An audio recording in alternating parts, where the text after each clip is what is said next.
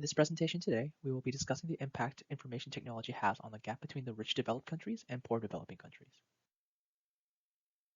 The gap between rich and poor countries has been a long-standing issue, and it's difficult to make a general statement on whether it's widening or narrowing. However, recent research suggests that the gap between rich and poor countries may be widening due to the increasing use of artificial intelligence and automation in industries where it's already established. The COVID-19 pandemic has also resulted in a significant economic downturn, with significant job losses and increased poverty levels, particularly in developing countries. These issues may have accentuated existing inequalities. The trends we are seeing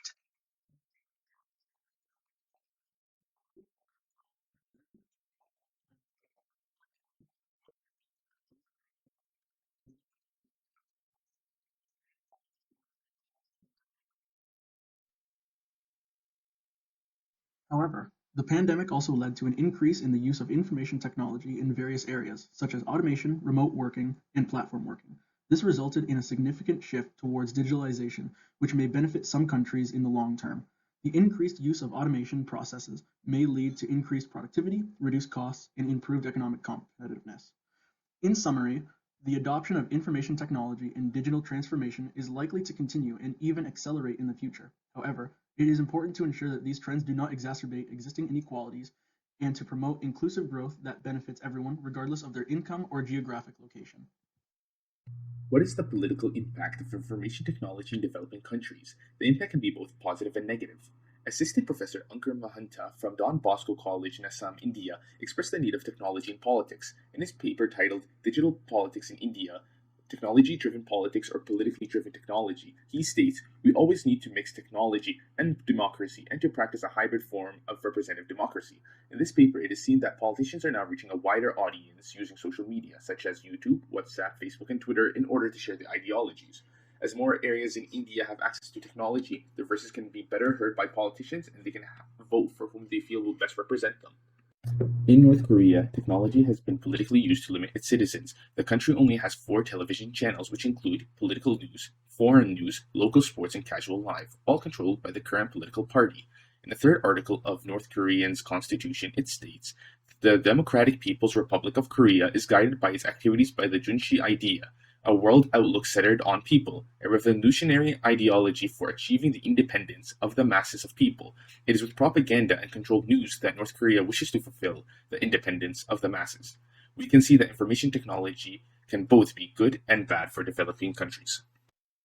The development of technology skills and tech startups have drastically helped developing countries in many ways, including economic growth, generation of new jobs, and provide more opportunities for people living in developing countries. We can see these positive impacts in tech startups like Flutterwave. Flutterwave is a Nigerian e-commerce platform that enables businesses to create online shops with payment and delivery integration.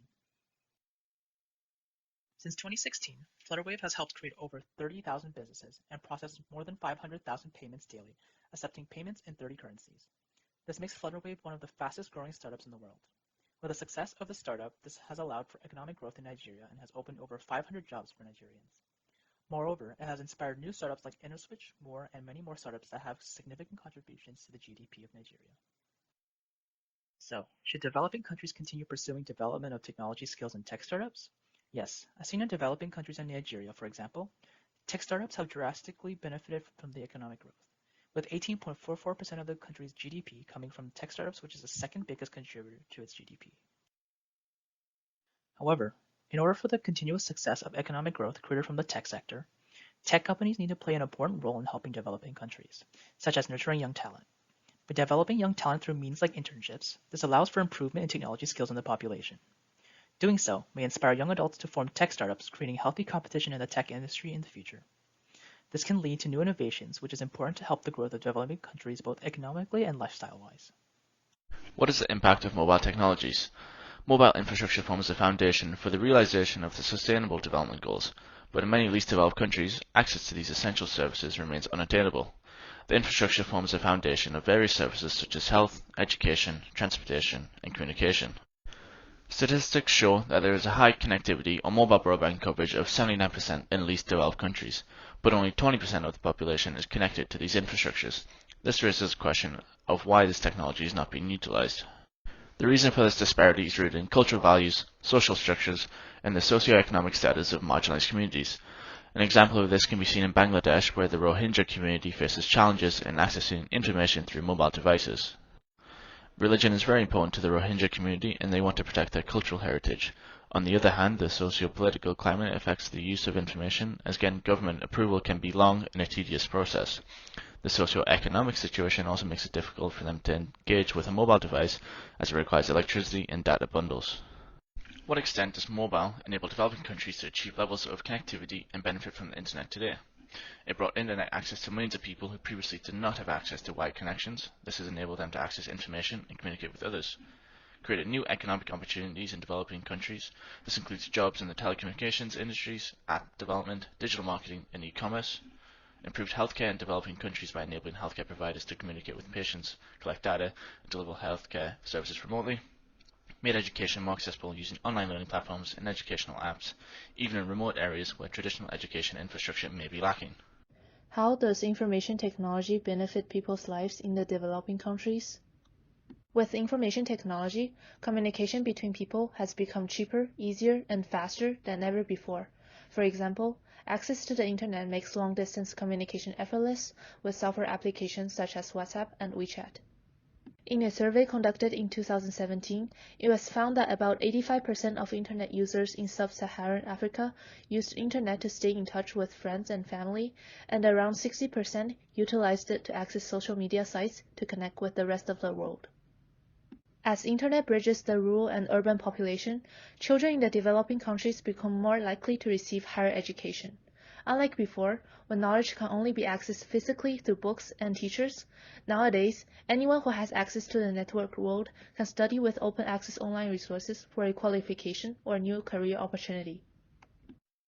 According to UNESCO, the ICT Transforming Education in Africa project, launched in 2015, has gained notable success in the national education development in multiple African countries by establishing e-school models for modern skill training and creating ecosystem for distance learning.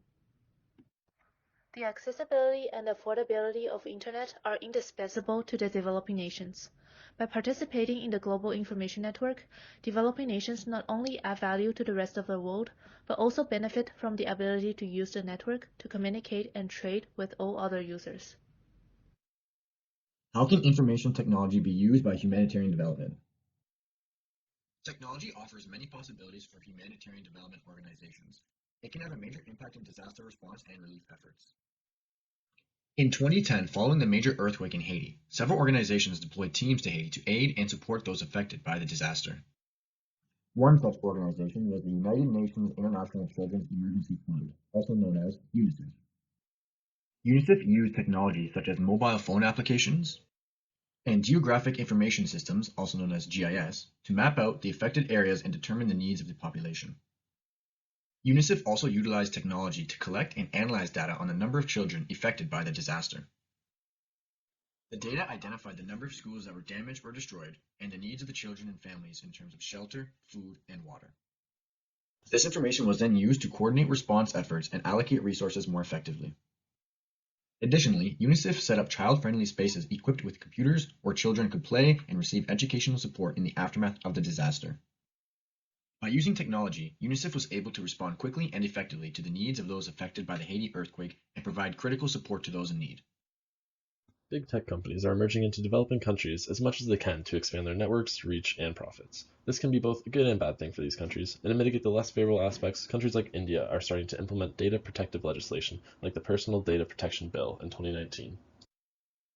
This bill provides protection of the privacy of individuals relating to their personal data, specify the flow and usage of personal data, and helps to create a relationship of trust between persons and entities that process personal data.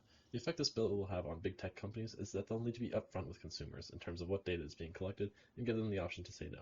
As a consumer, this will aid you in having a say in what data can be collected and give you options if you don't feel comfortable with companies selling your personal data. Overall, there is definitely a need for regulation of tech companies through legislation, especially in developing countries, as technology is entering these places extremely rapidly. Failure to introduce such laws can have a multitude of negative consequences. According to the attorney Katrin Sarup in 2018, one example is incorrect processing of personal data might bring about a situation where a person is overlooked for a job opportunity, or even worse, loses their current job. This would certainly be an unfair situation, as data we don't intend to share with others should not be free for companies to share. To curb this, legislation similar to what was mentioned earlier with India needs to be enacted in every developing country to protect its citizens from personal data leaks and misuse.